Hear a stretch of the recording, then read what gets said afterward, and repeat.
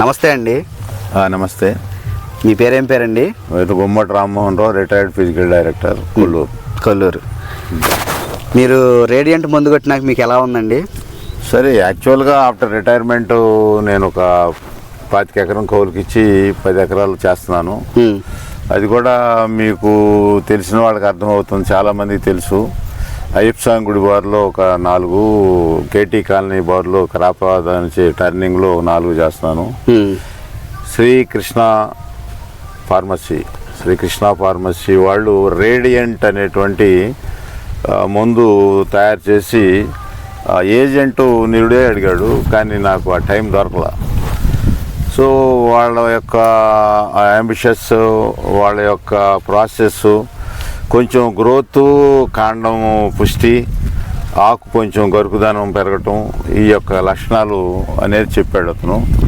చెప్తే నేను జనరల్గా నా ప్రాసెస్తో పాటుగా ఒక 4 ఎకరాలకి ఈ యొక్క రేడియంట్ ప్రొడక్షన్ వాళ్ళది శ్రీకృష్ణ ఫార్మసీ వాళ్ళది ఈ సంవత్సరమే మొట్టమొదటిసారిగా ట్రైల్ వేస్తే నా అనుభవంలో చాలాటికంటే బెటర్, అంటే టాప్ అని నేను చెప్పను, కానీ చాలా ప్రొడక్ట్స్ కంటే బెటర్. ఇది కంట్రోల్ ఆఫ్ డిసీజ్, లేకపోతే కాండం లావు, లేకపోతే ఎదుగుదల, సో కొంచెం నలుపు తిరిగి పెరగటం, ఇవన్నీ కూడా సో చాలా కంపెనీల కంటే బెటర్ అనిపించింది.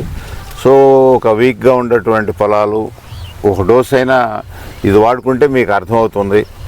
అంటే అచ్చగా ఈ వాడమని నేను చెప్పను, మీరు ఒకసారి దీన్ని ప్రాసెస్ చేసి ఇంకోసారి మొక్కదానికి 2-3 సార్లు చేస్తాం కాబట్టి ఆ ప్రాసెస్ ఒకసారి దీనికి కూడా అవకాశం ఇస్తే ఆ డిఫరెంట్ అనేది మీకు ఒక వారం 10 రోజులు తెలిసిపోతుంది. మీరు సఫిషియెంట్గా పర్వాలేదు ఇది కూడా అనేది కనుక మీ మనసుకు తోస్తే మీరు ఒకసారి దీని ప్రోడక్ట్ కూడా వాడి రేపు దిగుబడులు కూడా చెప్తున్నారు వాళ్ళు, ఏదో కండి బాగుంటుంది, గింజ బాగుంటుంది, అంత బాగుంటుంది, షైనింగ్ అని.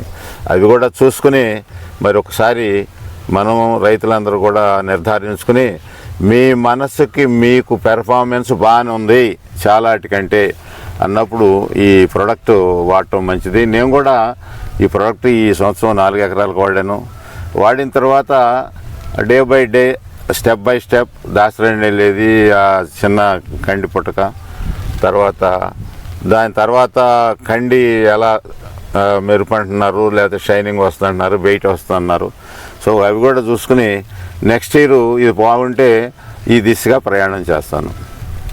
Okay, thank you sir. Thank you.